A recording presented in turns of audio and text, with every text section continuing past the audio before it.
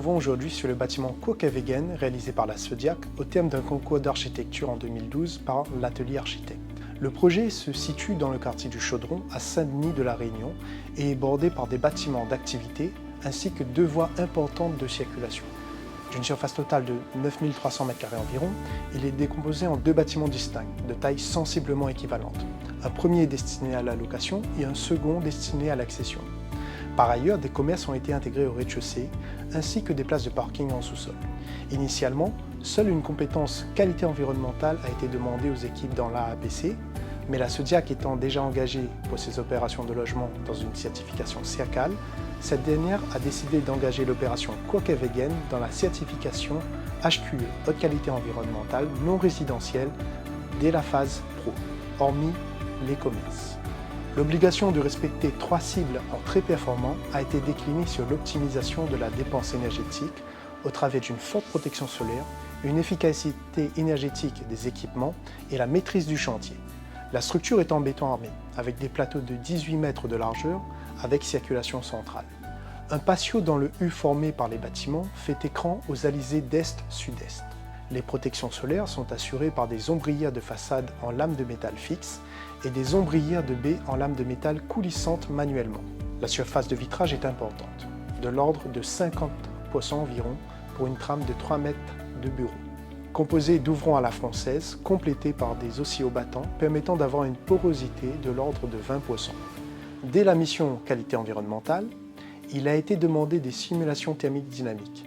Celles-ci ont été menées en phase APS-APD et malheureusement ont conduit à abandonner la ventilation naturelle au profit d'un confort atteint par refroidissement. Initialement, ce refroidissement devait être alimenté par un projet de climatisation marine abandonné depuis, projet SWAC. En remplacement, il a été fait appel à un réseau d'eau glacée performant. Le profil visé contient donc 3 cibles en très performant, 6 cibles en performant et 5 cibles en niveau base, ce qui a permis d'avoir un profil thématique très bon, énergie 3 étoiles. Afin de réduire les consommations énergétiques afférentes à la climatisation, un système de production d'eau glacée à débit variable a été mis en œuvre. Ce système permet de réguler la distribution de puissance froide dans le bâtiment en fonction des besoins réels et limitant ainsi l'appel de puissance de la climatisation. Le traitement d'air est lui assuré par des centrales de traitement d'air à double flux. En récupérant les frigories du renouvellement d'air des locaux traités, le système double flux permet d'assurer l'apport d'air neuf hygiénique réglementaire et pré-rafraîchi en visant encore la réduction des consommations énergétiques. Les besoins en froid des 2 bâtiments ont d'abord été estimés via une simulation thermique dynamique et ont conduit à la sélection de 2 groupes froids à condensation à air certifiés Eurovent, un par bâtiment, de puissance respective de 272 et de 220 kW froid, de 3 CTA, dont une pour la partie crèche, et de 2 dry coolers. Les 2 groupes froids sont positionnés au rez-de-chaussée dans un local dédié. Les sécu frigorifiques sont équipés de compresseurs bivis optimisés pour fonctionner au ER134A, ce qui permet d'avoir des coefficients de rendement élevés, sensiblement supérieurs à ceux obtenus avec du Fréon type ER407C. Ces circuits sont capables de moduler en mode continu la puissance frigorifique de 12,5 à 100% de sa puissance totale. Les 2 circuits frigorifiques possèdent des contrôles indépendants, ce qui permet de maintenir la machine toujours en fonctionnement, même quand le compresseur est en panne.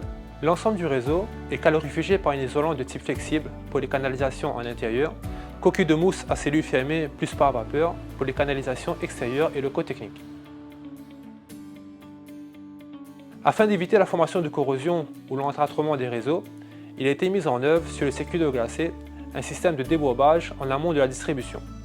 La filtration est réalisée par l'action successive d'une captation sur éléments magnétiques, suivie d'un passage du fluide à travers des éléments filtrants de quelques microns.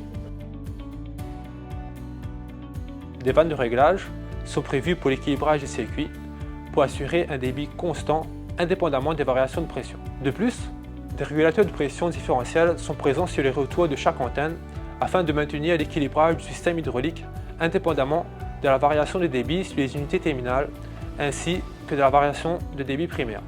Enfin, des vannes de décharge à action proportionnelle sont présentes aux extrémités des boucles afin de maintenir la température d'alimentation des unités terminales et garantir le débit minimum de la pompe de circulation.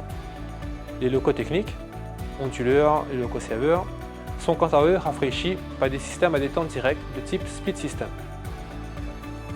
Concernant le suivi, il n'y a pas de suivi de consommation électrique à ce jour sur la climatisation, mais des compteurs de calories sont présents sur les locaux commerciaux et les bureaux destinés à la location.